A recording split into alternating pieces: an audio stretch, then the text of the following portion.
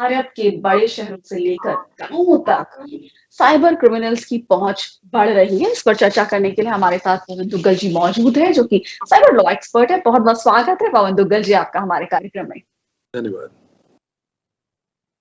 तो पवन दुग्गल जी, हम आपसे समझना चाहेंगे कि इस पैंडेमिक के दौर में जो साइबर क्रिमिनल्स हैं उनकी एक्टिविटी बहुत बढ़ गई है। देश में नहीं, विदेशों से भी इसके तार जुड़े माने जाते हैं कि जो चीन का नाम बहुत आता है इसमें, कि किस तरह से हमारे इंस्टीट्यूशंस पर, हम बड़े संस्थानों पर, सरकारी संस्थानों पर साइबर अटैक्स होते हैं, साइबर हमले होते हैं। इतना ही नहीं, लोगों की जो निजी जानकारी है उस पर भी इन साइबर हैकर्स की नजर होती है, साइबर क्रिमिनल्स की नजर होती है। तो कैसे ऐसे में खुद को सुरक्षित रखें, आप हमारे व्यूअर्स को बताएं। धन्यवाद पूर्णिमा जी। आज हम सबको एक बात याद रख लेनी है कि न केवल ये युग महामारी का युग है, बल्कि ये साइबर क्राइम का युग है। एक और दृष्टिकोण से देखा जाए तो जो स्वर्णिम युग है साइबर क्राइम का, वो कोविड-19 के आने के साथ साथ प्रारंभ हो चुका है। और जब हम इस golden age of cyber crime की बात करते हैं तो इसकी कुछ खास विशेषताएं हैं। पहली तो यह है कि जितना साइबर क्राइम ने इजाफा पिछले 50 सालों में किया था, उससे कहीं ज्यादा इजाफा इस साल हो गया है। दूसरी बात, अब साइबर के नए नए उभरते हुए अवतार, उसके मैनिफेस्टेशंस नजर आ रहे हैं। तीसरी बात, इन साइबर क्राइम्स का इकोनॉमिक इंपैक्ट बहुत बड़े पैमाने पर अंतरराष्ट्रीय और रीजनल राष्ट्रीय स्तरों पर देखने को मिल रहा है। सन 2020 में पूरी दुनिया भर में लोगों ने $6 ट्रिलियन से ज्यादा पैसे गवाए साइबर क्राइम के प्रति। और ये आंकड़े कम नहीं हो रहे हैं। एक अनुमान लगाया जा रहा है कि 2021 के आखिर तक अब लगभग दुनिया $8 ट्रिलियन से ज्यादा पैसे गवा देगी साइबर क्राइम को लेकर। तो जब साइबर क्राइम इतनी बड़ी जबरदस्त इकोनॉमिक फोर्स बन चुका है, तो कहीं ना कहीं अब आपको समझना होगा कि साइबर क्राइम आपके और हमारे जीवन का अब हिस्सा बन चुका है। तो हम कहीं ना कहीं साइबर क्राइम के शिकार हो सकते हैं, हो चुके होंगे, या आने वाले समय में हो जाएंगे। तो जब हमें इस बात का आभास होगा तो कहीं ना कहीं हम आसपास थोड़े जागरूक और हो जाएंगे। अभी तक तो अधिकांश भारतवासियों से बात करो तो वो कहते हैं कि साहब ये साइबर क्राइम तो पाश्चात्य फिनोमिनन है, हमारे भारतवर्ष में ऐसा कुछ नहीं होता और हम संपूर्णतः सुरक्षित है। कुछ लोगों को ये भी लगता है कि इंटरनेट पर मैं एक बार चले जाऊं तो मैं पूरी तरीके से सुरक्षित हूं और मेरा कोई बाल बांका भी नहीं कर सकता। अधिकांश लोगों को मालूम ही नहीं है कि उनके डेटा में लगातार सेंधे आज साइबर क्रिमिनल्स और हैकर्स लगा रहे हैं। देखिए, आज डेटा इकोनॉमी का युग है। डेटा सर्वोपरि है। डेटा वो नया तेल है जो इस इकोनॉमी की विभिन्न ग्रोथ को प्रोपेल कर रहा है। और इस डेटा में ही इंटरेस्ट रखते हैं न केवल साइबर क्रिमिनल्स, बल्कि साइबर सुरक्षा में सेंध लगाने वाले भी। तभी हम देख रहे हैं कि पिछले साल से लेकर आज तक साइबर आक्रमणों का जो दौर है और उनकी जो संख्या है वो लगातार बढ़ती जा रही है। ये आक्रमण न केवल अब क्रिटिकल इंफॉर्मेशन इंफ्रास्ट्रक्चर पर किए जा रहे हैं, साथ ही साथ ये कंपनियों पर आक्रमण हो रहे हैं, चाहे वो distributed denial of service attack हो या चाहे रैंसमवेयर हो। और ये आक्रमण अब इंडिविजुअल्स को भी टारगेट किए जा रहे हैं। आज अगर कॉर्पोरेट जग पर अगर आप देखें तो सबसे सर्वप्रमुख जो आज साइबर क्राइम उभर कर आ रहा है उसे रैंसमवेयर कहते हैं। यानी कि हमें एक फिरौती की कहानी तो मालूम ही है वास्तविक जीवन में। यहाँ पर ऐसा होता है कि आपको आपके कंप्यूटर सिस्टम में कोई मेल आ जाती है, कोई प्रोग्राम आ जाता है जो आपके तमाम सारे डेटा के ऊपर एक डिजिटल ताला लगा देता है और कहता है कि साहब अगर आपको इस ताले की चाबी चाहिए तो मुझे इतने पैसे दीजिए बिटकॉइन में, तो मैं आपको चाबी दूंगा, फिर अपना डेटा एक्सेस कर पाएंगे। अगर आप पैसे देते हैं तो फिर आपका भाग्य है कि आपको वो जानकारी या वो एक्सेस मिलता है या नहीं मिलता। हर 11 सेकंड में पूरी दुनिया भर में एक कंपनी रैंसमवेयर साइबर क्राइम का शिकार होती है। साथ ही साथ अब जो अटैक्स हो रहे हैं वो विशेष तौर पर क्रिटिकल इंफॉर्मेशन इंफ्रास्ट्रक्चर पर हो रहे हैं, अंतरराष्ट्रीय और रीजनल लेवल्स पर। Health care, vaccine R&D laboratories पर, वहां पर आक्रमण हो रहे हैं। ये साइबर क्रिमिनल्स चाह रहे हैं कि जो लेटेस्ट शोध हो रही है नई वैक्सीन को लेकर, उसका फॉर्मूला चुराया जा सके, डार्कनेट पर बेचा जा सके, विभिन्न राष्ट्रों को बेचा जा सके। साथ ही साथ जब हम अपने एक इंडिविजुअल लेवल की बात करते हैं तो हम पाते हैं कि इंडिविजुअल लेवल पर भी 3 विशिष्ट प्रकार के जो साइबर क्राइम है बहुत ज्यादा उभर कर खिल कर आए हैं इस कोविड-19 महामारी के दौर में। पहला जो सबसे ज्यादा खिलने वाला साइबर क्राइम है उसे हम कहते हैं फिशिंग, जिसमें जाल बिछाया जाता है। आपको या तो फोन आएगा या आपको ईमेल आएगा कि आपको कोई बहुत बड़ी लॉटरी मिल लग गई है, या आपको कोविड-19 की वैक्सीन का एक प्रायोरिटी नंबर दिया जाने वाला है, आप इस लिंक को क्लिक करें या कोई अटैचमेंट खोलें। जैसे आप अटैचमेंट खोलेंगे या लिंक क्लिक करेंगे, आपका जो भी कॉन्फिडेंशियल डेटा है आपके फोन पर, आपका sensitive data, credit card data, वो सब चुरा लिया जाएगा, इंटरनेट पर उसका दुरुपयोग होगा। ये सबसे ज्यादा आज की तारीख में प्रचलित साइबर क्राइम है। दूसरा साइबर क्राइम जो बहुत ज्यादा प्रचलित है वो है आइडेंटिटी थेफ्ट, जहां पर क्रिमिनल्स आपकी आइडेंटिटी को चुराते हैं डिजिटल माध्यम में और आपकी आइडेंटिटी को अपनाते हुए गैर कानूनी गतिविधियां करते हैं। बहुत सिंपल सी बात है, ताकि जब वो गैर कानूनी गतिविधियां करे जाएंगे, पकड़े आप जाएंगे, वो नहीं जाएंगे और आपको नुकसान पहुंचेगा। आपकी छवि जो है, रेप्यूटेशन भी नकारात्मक रूप से प्रभावित हो पाएगी।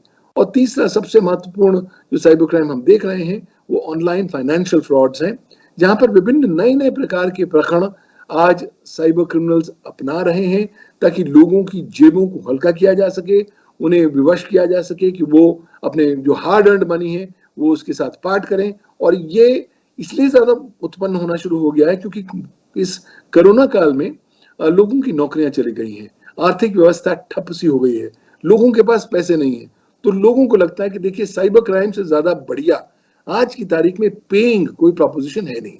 तभी हम देख रहे हैं कि अब भारतवर्ष में कॉटेज इंडस्ट्रियलाइजेशन हो रहा है साइबर क्राइम का, यानी कि अब साइबर क्राइम एक कॉटेज इंडस्ट्री का दर्जा ले चुकी है। आप छोटे शहरों में जाएं, ग्रामीण इलाकों में जाएं, कस्बों में जाएं, तो आप पाएंगे अधिकांश लोग आज ज्यादा बेंड कर रहे हैं कि वो साइबर क्राइम को अपनाएं और जल्द से जल्द पैसा कमाएं। उन्हें मालूम है पुलिस अधिकारी बहुत ज्यादा सक्षम नहीं है, उन्हें पता है कानून बहुत ज्यादा सशक्त नहीं है, और उन्हें पता है कि अगर वो थोड़ा सा भी जुआ खेलेंगे तो काफी अच्छा पैसा कमा कर घर ले जाएंगे। यही कारणवश है कि आज कोरोना काल की महामारी में साइबर क्राइम की महामारी भी बहुत बड़ी तेज रफ्तार से आगे फैल रही है।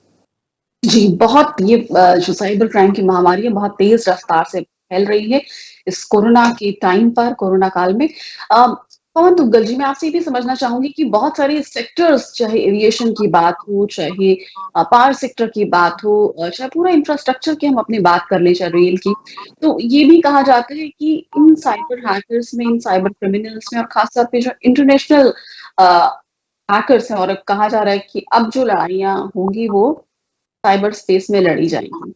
तो ऐसे में इन साइबर क्रिमिनल्स में, साइबर हैकर्स में इतनी भी ताकत है कि ये एक देश के शहर की अ, उनके इंफ्रास्ट्रक्चर सेक्टर में वायरस घुसाकर पूरे सिस्टम इंफ्रास्ट्रक्चर को अ, रोक सकते हैं, उसको पूरा गिरा सकते हैं, पूरा रेलगाड़ियां रोक सकते हैं, लाइट गुल कर सकते हैं, एविएशन सेक्टर को डिस्टर्ब कर सकते हैं, हेल्थ केयर सेक्टर को डिस्टर्ब कर सकते हैं। तो ये जो जिस तरह की ये साइबर वॉर की बातें सामने आ रही हैं, तो इसमें अब किस तरह से राष्ट्रीय स्तर पर सरकारों को सतर्क तो वो रहती होंगी, लेकिन क्या हम और भी ज्यादा हमें इसमें जो है इन्वेस्टमेंट करने की जरूरत है? मुझे लगता है समय आ गया है कि सरकारों को अब साइबर क्राइम को एक विशिष्ट राष्ट्रीय प्रायोरिटी के तौर पर देखना पड़ेगा कि वो किस तरीके से साइबर क्राइम को रेगुलेट कर सके। अधिकांश राष्ट्रों ने अभी तक साइबर क्राइम पर बहुत ज्यादा तवज्जो नहीं दी। कुछ ही ऐसे राष्ट्र हैं जिन्होंने साइबर क्राइम को लेकर विशिष्ट कानून बनाए हैं। हाल ही में दक्षिण अफ्रीका ने एक डेडिकेटेड साइबर क्राइम के प्रति कानून पारित करके अमल कर दिया है। अधिकांश राष्ट्र कहते हैं कि साहब हमें साइबर क्राइम को लेकर डेडिकेटेड कानून की आवश्यकता नहीं है, हम अपनी जो राष्ट्रीय दंड संहिता है हम उसके तहत ही साइबर क्राइम में विभिन्न अपराधों को कवर करेंगे। वो भी एक अप्रोच है, लेकिन बहुत ज्यादा कारगर रूप से सफल नहीं हो पाई है। और अंतर्राष्ट्रीय स्तर पर भी हम पाते हैं कि कोई अंतर्राष्ट्रीय कानून मौजूद नहीं है साइबर क्राइम को लेकर। हालांकि बुदापेस्ट कन्वेंशन जरूर है। ये बुदापेस्ट जो कन्वेंशन है ये कहीं ना कहीं अंतर्राष्ट्रीय स्तर पर रेगुलेट करने का प्रयास करता है और कोशिश करता है कि विभिन्न कंट्रीज एक दूसरे के साथ अपनी विभिन्न जानकारी एक्सचेंज कर सकें साइबर क्रिमिनल्स और साइबर क्राइम के प्रति। आज की तारीख में भारत जो है वो इस तरह के बुदापेस्ट कन्वेंशन पर हस्ताक्षर नहीं कर चुका, लेकिन मैं भारत के संदर्भ में आऊं तो मैं पाता हूं कि हमारे यहाँ धरातल पर बहुत ज्यादा कमजोरियां, खामियां नजर आती हैं। पहली तो ये है कि भारत की तैयारी साइबर क्राइम की महामारी से निपटने के लिए बहुत ज्यादा कमजोर है। दूसरी बात, हमने क्योंकि बहुत ज्यादा महत्व साइबर क्राइम रेगुलेशन को नहीं दिया, यही कारणवश है कि हम आज तक भी कोई साइबर क्राइम के प्रति डेडिकेटेड कानून लेकर नहीं आए। कुछ साइबर क्राइम्स हमने भारत के सूचना प्रौद्योगिकी कानून सन 2000 के तहत परिभाषित कर रखे हैं। साथ ही साथ ये इंफॉर्मेशन टेक्नोलॉजी एक्ट 2000 ने भारतीय दंड संहिता के विभिन्न प्रावधानों को संशोधित किया है और जो एक्चुअल वर्ल्ड ऑफेंसेस हैं उनको इलेक्ट्रॉनिक इकोसिस्टम और इलेक्ट्रॉनिक रिकॉर्ड्स के संदर्भ में ज्यादा टॉपिकल बनाया है। लेकिन हम अभी भी पाते हैं कि भारतीय कानून में जो कवरेज ऑफ साइबर क्राइम है वो बिल्कुल भी पर्याप्त नहीं है। नए नए प्रकार के साइबर क्राइम उत्पन्न होकर आ रहे हैं। दूसरी बात, हमारे यहाँ जो साइबर क्राइम की कन्विक्शन रेशो है वो बहुत ही पुअर है। यानी कि अगर पूरे राष्ट्र की अगर आप कन्विक्शन रेशो देखें तो हम 100 केसों में लेस देन 1% केस में हम कन्विक्शन ला पाते हैं। जब 2003 में भारत का पहला साइबर क्राइम कन्विक्शन हुआ था जिसमें मैं वकील था कंप्लेनेंट का, तो हमें उम्मीद थी कि चलिए अब दरवाजे खुल जाएंगे, नई नई कन्विक्शन होंगी। लेकिन कुछ देर बाद हम लोग नाउमीद हुए क्योंकि कानून बदला और इस कानून ने अधिकांश साइबर क्राइम्स को जमानती अपराध घोषित कर दिया। अब हमें मालूम तो है भारत में जब हम रहते हैं तो हम सबके हृदय में, मस्तिष्क में जुगाड़ करने की अपार संभावनाएं उत्पन्न होती हैं। तो जब जब लोग साइबर क्राइम में अरेस्ट होते, वो बाहर निकलते जमानती अपराध के तहत और अपने विरुद्ध इलेक्ट्रॉनिक एविडेंस को नष्ट कर देते, तो हमने देखा कि 2009 के बाद भारतवर्ष में एक अकाल सा आ गया साइबर क्राइम कन्विक्शंस को लेकर। वहां पर बहुत ज्यादा काम करने की जरूरत है और सबसे ज्यादा बहुत ज्यादा कैपेसिटी आपको बिल्ड करने की जरूरत है। अगर आप महानगरों में देखें तो अभी भी पुलिस अधिकारियों को बाय एंड लार्ज ज्यादा मालूम है कि वो साइबर क्राइम्स को किस तरह डिटेक्ट, इन्वेस्टिगेट या प्रोसिक्यूट करेंगे। लेकिन अब क्योंकि साइबर क्राइम की यात्रा महानगरों से चलते चलते छोटे शहरों, कस्बों तक और ग्रामीण इलाकों तक पहुंच गई है, हम पाते हैं कि उन इलाकों में पुलिस अधिकारी बहुत ज्यादा सक्षम नहीं है साइबर क्राइम्स के मामलों से डील करने के लिए। तो कहीं ना कहीं उनकी क्षमताओं को बढ़ाने की आवश्यकता है, कैपेसिटी बिल्डिंग करने की आवश्यकता है। इसी संदर्भ में मैं जुड़ा हूँ एक इनिशिएटिव से जिसको हम साइबर लॉ यूनिवर्सिटी बोलते हैं। ये एक ऑनलाइन यूनिवर्सिटी है जिसमें पिछले 3 सालों से हम विभिन्न प्रकार के ऑनलाइन कोर्सेज उत्पन्न लोगों को देते हैं, इंक्लूडिंग लॉ एनफोर्समेंट एजेंसीज को। और पिछले 3 सालों में लगभग 26,000 स्टूडेंट्स 172 कंट्रीज से हमारे कोर्सेज कर चुके हैं। तो ये दिखाता है कि कहीं ना कहीं आज आवश्यकता है कि आप कैपेसिटी बिल्ड जितना ज्यादा करेंगे उतना कम होगा, जितना ज्यादा सक्षम बनाएंगे पुलिस अधिकारियों को ताकि वो नए उभरते हुए साइबर क्राइम्स को डील करने में ज्यादा सक्षम हो और नए टूल्स का इस्तेमाल कर सके, उतना ही मुझे लगता है बेनिफिट होगा भारतवर्ष को और राष्ट्र को। जी, बिल्कुल। तो कैपेसिटी बिल्डिंग की आप बात कर रहे हैं, लेकिन आपने ये भी कहा कि जो ये साइबर क्राइम की महामारी है, इसके प्रति हमें कानून को मजबूत करने की ज़रूरत है। हमारी भी कहीं न कहीं कमी नज़र आती है सरकारी स्तर पर, गवर्नमेंट लेवल पर। अब मैं भारत की अगर बात करूँ, दिल्ली की बात करूँ, बड़े-बड़े शहरों की बात करूँ, महानगरों की बात करूँ, चाहे हम जिस तरह हैदराबाद की बात करते हैं तेलंगाना में, या फिर हम मुंबई की बात करते हैं, तो कौन से ऐसे भारत के शहर हैं, राज्य हैं, जहां आपने देखा कि साइबर क्राइम में इस पैंडेमिक के दौरान अचानक से बढ़ोतरी हो गई और किस तरह की ये क्राइम बढ़ने लगे? क्या नए तरीके के मोडस ऑपरेंडी सामने आए? चाहे तेलंगाना की बात हो, चाहे दिल्ली की बात हो, चाहे और बड़े शहरों की बात हो, तो जो नेचर ऑफ क्राइम है, उसमें क्या बदलाव आए हैं? देखिए, पहली तो ये है कि आज हम देख रहे हैं पिछले 1 साल में कुछ ऐसे महानगर शहर हैं जहां पर एक्टिविटी बहुत ज्यादा बढ़ गई है। जी। ये शहर महानगर हैं दिल्ली, मुंबई, बंगलौर, चेन्नई, हैदराबाद। कलकत्ता में भी कुछ वृद्धि हुई है लेकिन उस लेवल पर नहीं हुई है। बट हो क्या रहा है, अब एक डिस्ट्रीब्यूटेड ग्रोथ हो गया है। अब क्योंकि साइबर क्राइम कस्बों तक पहुंच गया है, ग्रामीण इलाकों तक पहुंच गया है, हम पाते हैं कि यह डिस्ट्रीब्यूट हो गया है इवनली अक्रॉस द कंट्री। पहले हम बात करा करते थे कि एक गांव है, उसका नाम है जामतारा, और वो गांव इसलिए प्रसिद्ध हुआ क्योंकि गांव में सारे लोगों ने साइबर क्राइम करना शुरू कर दिया। वो पुराना जमाना था।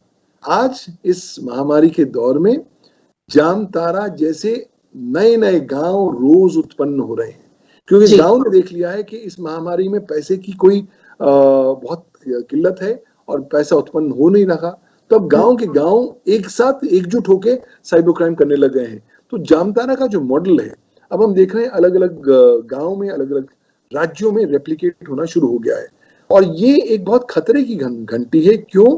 क्योंकि अगर इस तरह के गांव का इकोनॉमिक मॉडल रेप्लिकेट होगा, जहां गांव के तमाम सारे सदस्य केवल साइबर क्राइम ही करेंगे, तो एक तो उस गांव के अंदर घुसना मुश्किल होगा, दूसरा उस गांव के अंदर घुस के लोगों को पकड़ना मुश्किल होगा, तीसरी बात कि ये लोग बहुत ज्यादा टेक्नोलॉजिकली सैवी हैं और ये नए नए प्रकार के टूल्स इस्तेमाल करते हैं।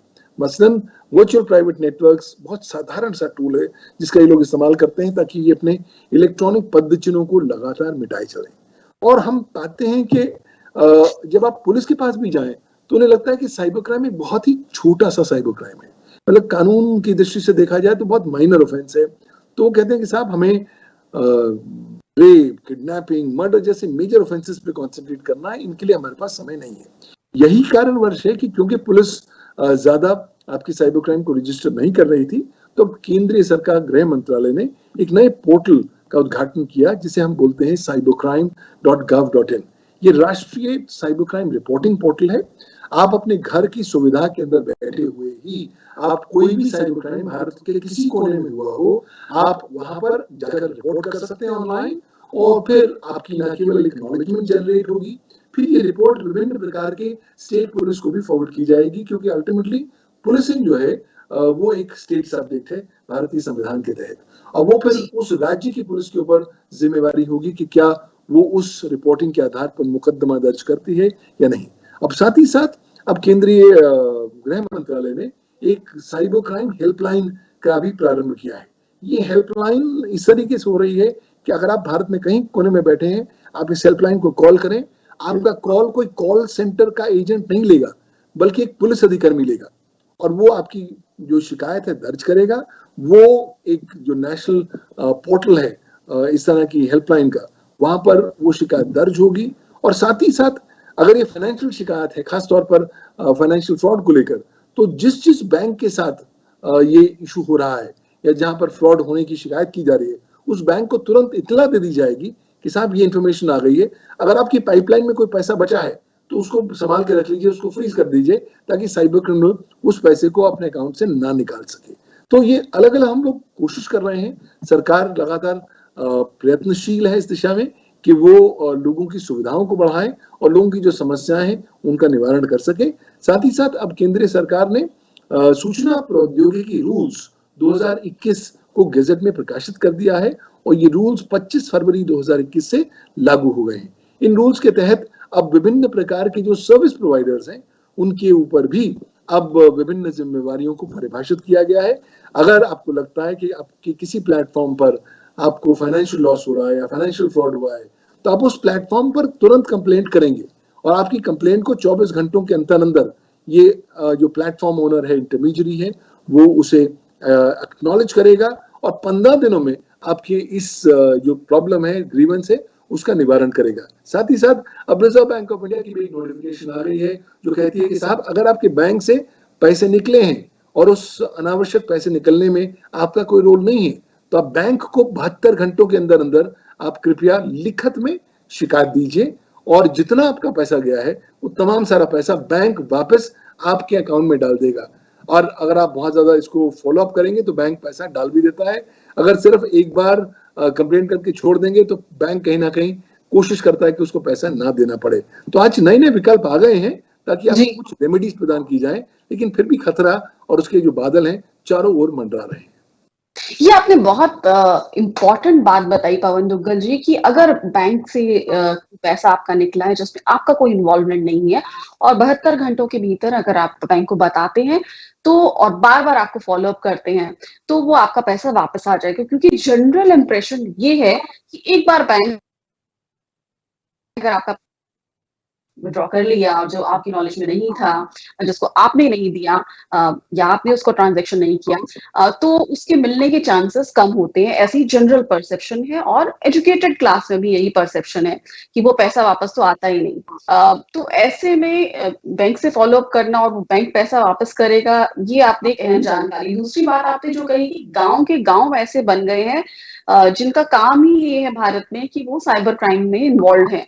ऐसे अगर विलेजेस बन गए तो ये बहुत ही चौंकाने वाली, बहुत हैरान करने वाली, बहुत ही शॉकिंग बात आप इस माध्यम से कह रहे हैं, जो मुझे तो बहुत हैरान कर रही है, और मुझे जाहिर तौर पर जो लोग इस कार्यक्रम को सुन रहे होंगे उनके लिए भी बहुत हैरानी वाली बात होगी कि ये इतना ऑर्गेनाइज्ड क्राइम हो गया है कि गाँव के गाँव भारत में इसमें लिप्त हैं और लोगों को कोई किस तरह से शिकार बना रहे हैं। और जिस तरह आपने कहा कि साइबर हेल्पलाइन की आप मदद ले सकते हैं, और जो पोर्टल है उस पर जा सकते हैं cybercrime.gov.in पर। और फाइनेंशियल फ्रॉड को लेके मैं आपसे ये समझना चाहूंगी कि अ, जो पाकिस्तान के ज़रिए होते हैं या चाइना के ज़रिए होते हैं, किसी देश का नाम ज़्यादा सामने आता है, क्योंकि कुछ सालों पहले मुझे याद है कि पहले इस तरह के कॉल आते थे कि आपकी लॉटरी निकल गई है और अब उसमें आप इतना पैसा डाल दीजिए तो आपका पैसा मिल जाएगा, और उसके तार पाकिस्तान से जुड़े होते थे, ऐसी बातें सामने आई थी। इस तरह के चूँकि जानबूझ के जो लोग जिनको इतनी ज़्यादा नॉलेज नहीं है, उनको ख़ास तौर पे बातों में लेके शिकार बनाया जाता था, और उन्हें किसी को घर में मत बताना, इस तरह की बातें उनसे की जाती थी। तो और वो पैसा जमा करा के आ जाते थे। तो क्या कोई एक विंडो होता है एक कंट्री से दूसरे कंट्री में पैसा जाने का कि इतने पीरियड में पैसा चला जाएगा या आ जाएगा, तो उसको कहीं रोका जा सके? देखिए, हमें आभास होना पड़ेगा कि इंटरनेट जो है, एक नेटवर्क ऑफ नेटवर्क्स है। जी। पूरी दुनिया भर के कंप्यूटरों को अगर आप जोड़ लें तो वो इंटरनेट बन जाता है। इंटरनेट की सबसे महत्वपूर्ण योगदान ये रहा है कि इंटरनेट ने भूगोल को इतिहास बना लिया है। तो आप दुनिया के एक कोने में बैठे हुए किसी भी और दुनिया के दूसरे कोने के राष्ट्र के कंप्यूटर सिस्टम को टारगेट कर सकते हैं, वहां से पैसे उड़ा ला सकते हैं और लोगों को टारगेट कर सकते हैं। तो अब क्योंकि साइबर क्राइम एक अंतरराष्ट्रीय फिनोमिनन बन गया है, उसको आपको इंटरनेशनल लेवल पर डील करने की आवश्यकता है। बट अंतरराष्ट्रीय स्तर पर कोई इंटरनेशनल लॉ मौजूद नहीं है साइबर क्राइम को लेकर। जो बुदापेस्ट कन्वेंशन है वो केवल कुछ मतलब 1/3 कंट्रीज ने ही साइन कर रखा है, 2/3 ने कंट्री ने साइन अभी नहीं किया हुआ है। तो इस संदर्भ में इंटरनेशनल कोऑपरेशन का अत्यंत महत्वपूर्ण योगदान हो जाता है कि वो साइबर क्राइम को निपटने में क्या-क्या कारगर कदम उठा सकते हैं। अभी तक क्या होता है, म्यूचुअल लीगल असिस्टेंस ट्रीटीज के रूप में जाना होता है, वो लंबा दौर लगता है, समय बहुत ज्यादा लगता है। अगर हमने देखा हो कि नॉर्मल क्रिमिनल्स को एक राष्ट्र से अपने राष्ट्र में वापस लाने में कई साल लग जाते हैं, और साइबर क्राइम की तो बात ही छोड़ दीजिए। अगर आप निवेदन भी करेंगे उस राष्ट्र की पुलिस को, आपको ये भी नहीं पता कि आपको जानकारी मिलेगी या नहीं मिलेगी, ये भी नहीं पता कब तक मिलेगी, और जब तक मिलेगी शायद उस जानकारी का कोई औचित्य भी नहीं रहा होगा। तो इस संदर्भ में आवश्यकता है इफेक्टिव इंटरनेशनल कोऑपरेशन मैकेनिज्म्स को इन्वॉल्व करने के लिए, ताकि कंट्रीज हॉटलाइंस में उपलब्ध हो। आज इस वक्त साइबर क्राइम हुआ, हमें पता लगा कि ये साइबर क्राइम की उत्पत्ति जो है एक फलाक राष्ट्र से, फोन उठाया और उस राष्ट्र के नोडल ऑफिसर से बात करी, ये क्राइम चल रहा है, तुरंत हमें जानकारी दीजिए, बंदे को पकड़िए। अब वो तब हो पाएगा जब इंटरनेशनल कोऑपरेशन हो। अभी क्या है ना कि राष्ट्र कुछ ऐसे हैं जो अच्छा काम भी कर रहे हैं, लेकिन वो कोवर्ट ओवर्ट एक्टिविटीज भी कर रहे हैं, वो कहीं ना कहीं इस तरह की गतिविधियों को सपोर्ट भी कर रहे हैं। तो क्योंकि एक पॉलिटिकल विल नहीं है, इस तरह की अंतर्राष्ट्रीय कोऑपरेशन नहीं हो पाती, लेकिन अल्टीमेटली आपको इंटरनेशनल कोऑपरेशन की ही दिशा में जाना होगा, वरना आप भारत के अंदर बैठे हुए आप अंतर्राष्ट्रीय जो पैराडाइम साइबर क्राइम का है उसको इफेक्टिवली आप एड्रेस नहीं कर पाएंगे। जी, बिल्कुल। तो अंत में मैं आपसे यही समझना चाहूँगी पवन दुग्गल जी कि आम लोगों की जानकारी के लिए कि किस तरह वो साइबर स्पेस में जो वायरस आते हैं उनसे बच पाएँ, किस तरह मैलवेयर या जिस तरह आप बता रहे हैं कि तरह-तरह के जो वायरस है जिससे सिस्टम में घुसा जा सकता है, रैनसमवेयर की जो आप बात कर रहे हैं, तो उन सब से कैसे बचें, किस तरह अलर्ट रहे? क्योंकि आपने बहुत चौंकाने वाले आंकड़े बताए कि $8 ट्रिलियन गँवा सकता है दुनिया। इस साल की अगर बात करें तो ये काफ़ी बड़ा अमाउंट है, और साइबर क्रिमिनल्स जेल लगा के बैठे हैं पूरे साइबर स्पेस में कि किस तरह इन साइबर क्राइम्स को अंजाम दिया जाए। तो ज़ाहिर तौर पर भारत में भी इसकी घटनाएँ बढ़ ही रही हैं इस दौरान और बड़ी ऑर्गेनाइज़्ड तरीके से ये क्राइम किया जा रहा है, साइबर क्राइम्स। तो ऐसे में आम लोगों को किस तरह अलर्ट रहना चाहिए? चाहे उनकी फाइनेंशियल इन्फॉर्मेशन की बात हो, चाहे उनकी पर्सनल इन्फॉर्मेशन की बात हो, चाहे डिजिटल इक्विपमेंट्स को के सावधानीपूर्वक इस्तेमाल करने की बात हो, चाहे वाई-फाई इस्तेमाल करने की बात हो, चाहे पब्लिक या कॉमन स्पेस के इंटरनेट, कंप्यूटर या इक्विपमेंट्स यूज़ करने की बात हो। तो कहाँ-कहाँ अलर्ट रहना चाहिए पर्सनल लेवल पर भी और इंस्टीट्यूशनल लेवल पर? धन्यवाद। बहुत महत्वपूर्ण सवाल आपने पूछा। देखिए, आज आग चारों तरफ लगी हुई है। जी। आपका दायित्व तो बनता है कि आप किस तरीके से आग से बचें या आग के शिकार ना हो। उसके लिए पहली चीज आपको जागरूक होना पड़ेगा कि साइबर क्राइम आज इस तरह ग्रो कर चुका है, पनप रहा है कि वो आपकी जिंदगी को ऑलरेडी छूना शुरू कर चुका है। तो ये सोचें कि मुझे कभी साइबर क्राइम होगा ही नहीं, ये गलत धारणा है, गलत माइंडसेट है और उसको आप बिल्कुल भी इनकरेज ना करें। दूसरी महत्वपूर्ण बात, जब आपको आभास हो जाता है कि साइबर क्राइम से मैं टारगेट बन सकता हूं, तो आप सडनली थोड़े केयरफुल हो जाते हैं। तो ये सेकंड सिद्धांत है कि आपको कहीं ना कहीं ड्यू डिलिजेंस, सावधानी और एक जीवन जीने की शैली के स्वरूप में अडॉप्ट करना पड़ेगा। आप सोचो कि जी मैं कुछ भी लापरवाही करूंगा और मैं सुरक्षित रहूंगा और सरकार की जिम्मेवारी होगी कि मेरे को प्रोटेक्ट करे, ये थॉट प्रोसेस गलत है। क्यों? क्योंकि अगर आप अपने फोन पर कुछ अनावश्यक एक्टिविटी कर रहे हैं और आप साइबर क्राइम का शिकार होते हैं, तो सरकार तो आपको बचाएगी नहीं आकर। हाँ, कानून जरूर है, लेकिन अगर व्यक्ति पकड़े गए तभी तो उनको सजा मिलेगी। अगर पकड़े नहीं जाएंगे तो सजा नहीं मिलेगी। तो जी। जागरूकता, ड्यू डिलिजेंस, सावधानी बरतना बहुत जरूरी है। तीसरी बात, हमें अपने जीवन में साइबर सुरक्षा के महत्व को भी रिकॉग्नाइज करने की जरूरत है। आवश्यकता यह है कि साइबर क्राइम को एक जीवन जीने की शैली के स्वरूप में अडॉप्ट कर लेते हैं कि जो कुछ भी करना है वो सोच समझ के साइबर सुरक्षित तरीके से करना है। अच्छा, हम भारतवासियों में एक थोड़ी समस्या है, हम लोग बहुत विश्वासी हैं, जो देखते जी। हैं उस पर विश्वास कर लेते हैं। अब वो विश्वास वाली जो माइंडसेट है उसको त्यागना होगा और कहीं ना कहीं अपने मस्तिष्क में डिस्ट्रस्ट और मिसट्रस्ट की भावना को उत्पन्न करना पड़ेगा। हमें कोई भी जो जानकारी देखें उस पर तुरंत विश्वास हम ना करें जब तक कि हम उसकी इंडिपेंडेंट कोलैबोरेशन ना कर सकें। अपने डिवाइसेस को हम सुरक्षित जरूर रखें, बिकॉज वहां पर ही हम अपना डेटा ज्यादा रखते हैं। तो चाहे मोबाइल हो, चाहे आपका लैपटॉप हो, कंप्यूटर हो, उसमें अच्छा एंटीवायरस प्रोग्राम डालें, अच्छा फायरवॉल डालें, ताकि अनावश्यक तरीके से लोग आपके सिस्टम में ना घुसें। अपने डेटा के महत्व को पहचानिए, तो इसलिए अपने डेटा को कृपया बैकअप जरूर करिए। हर हफ्ते में, हर 3 दिन में अपने डेटा को एक रिमूवेबल हार्ड डिस्क में बैकअप करके जरूर लेके रखिए, ताकि अगर खुदा ना खास्ता ये साइबर क्रिमिनल्स आपके सिस्टम में घुस आ गए और आपका सारा डेटा उड़ा ले गए, तो एटलीस्ट आपके पास बैकअप तो है जिसके थ्रू आप अपने ऑपरेशंस को रिस्टोर कर सकते हैं।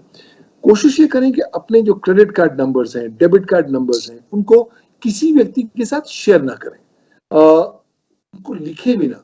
बहुत सारे लोग को आलस होता है तो अपने मोबाइल फोन पे ही क्रेडिट कार्ड नंबर और पासवर्ड और पिन नंबर सब वहीं सेव कर लेते हैं।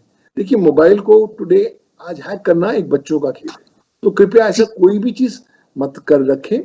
अगर ये महत्वपूर्ण चीजें हैं तो उसको कंठस्थ कर लें, ताकि आप किसी के साथ शेयर ना कर सकें। अपने क्रेडिट कार्ड लिमिट्स को कम से कम रखें, ताकि अगर आपके क्रेडिट कार्ड का दुरुपयोग होता है तो आपको कम नुकसान हो। अगर आप ऑनलाइन ट्रांजैक्शंस कर रहे हैं तो अपने ऑनलाइन स्टेटमेंट ऑफ अकाउंट को हर 2 दिन में एक बार जरूर देखें। अगर आपको लगता है कि कोई आपकी अनावश्यक ट्रांजैक्शन है तो कृपया उसे रिपोर्ट जरूर करें, चुप ना करें बैठे। पुलिस अधिकारी में रिपोर्ट करें, कंसर्न बैंक या क्रेडिट कार्ड कंपनी को रिपोर्ट करें लिखत में कि ये मेरी ट्रांजैक्शन नहीं है। साथ ही साथ भारत की जो नोडल एजेंसी है साइबर सुरक्षा को लेकर, Indian computer emergency response team, उनको भी लिखत में आप नोटिफाई करें कि इस तरह का साइबर क्राइम हुआ है। और जहां तक हम लोगों की ये आदत है कि जी मुफ्त में चीज मिल जाए तो अच्छी है, उस आदत को हमें रोकना होगा। जब भी हम कोई पब्लिक स्पॉट में होते हैं और हमें तुरंत मुफ्त वाईफाई नजर आता है तो हमें लगता है चलो टूट पड़े। वो टूट पड़ने वाली जो आदत है उसको रोकना पड़ेगा, क्योंकि पब्लिक वाईफाई जो होता है वो सब कंप्लीटली असुरक्षित होता है। और एक बार आप पब्लिक वाईफाई से अपने मोबाइल से जुड़ जाते हैं तो आपका बिल्कुल मोबाइल एक कोरे कागज की तरह कोई भी हैकर, कोई भी साइबर क्रिमिनल पढ़ सकता है और उसमें जो लिखना चाहे लिख सकता है। तो जो पब्लिक वाईफाई हैं उनका कम से कम इस्तेमाल करें। कोशिश करें अपने जो इंडिपेंडेंट कनेक्शंस हैं उसका इस्तेमाल करें, या घर या ऑफिस में कनेक्शन इस्तेमाल करें। आजकल वर्क फ्रॉम होम चल रहा है, अगर आप घर से काम कर रहे हैं, कंपनी के लिए काम कर रहे हैं, तो कृपया कंपनी के डेटा को महत्व दीजिए। ऐसा ना सोचिए कि चलिए इसकी कॉपी बना के रख लेते हैं, कल को मुझे नौकरी छोड़नी पड़े या इनके कॉम्पिटिटर को कुछ बेचना हो तो बेच देंगे। क्यों? क्योंकि अगर आप ये तमाम सारी चीजें करेंगे तो ये साइबर क्राइम्स है, इसमें सजा के प्रावधान है। 3 साल की जी। सजा से लेकर आजीवन कारावास की सजा के प्रावधान है। 1 लाख रुपए जुर्माना से लेकर 10 लाख रुपए जुर्माने के प्रावधान है। तो कोशिश करें कानून के सही साइड पर होकर चलें। कोशिश करें अपने जो सेंसिटिव पर्सनल डेटा किसी के साथ शेयर ना करें। जो आजकल वर्तमान भारत की क्रांति चल रही है, the great Indian vomiting revolution, जहां पर हर भारतवासी अपनी उल्टी कर रहा है अपनी जानकारी की, उसका कृपया हिस्सा ना बने। हर इंफॉर्मेशन केवल नीड टू नो बेसिस पर शेयर करें। सारी दुनिया के साथ दोस्ती करने का प्रयास ना करें। सारे लोगों को विश्वास ना करें। जागरूक रहें, सतर्क रहें। याद रखिए आप खुद अकेले हैं। जब आप साइबर क्राइम के शिकार होंगे, आपको अकेला ही भुगतना होगा। तो अगर अकेले ही अपने आप को सुरक्षित कर पाएंगे, अपने सिस्टम्स को, नेटवर्क्स को, फोन्स को, तो काफी हद तक आप अपने एक उज्जवल डिजिटल भविष्य की ओर अग्रसर हो पाएंगे।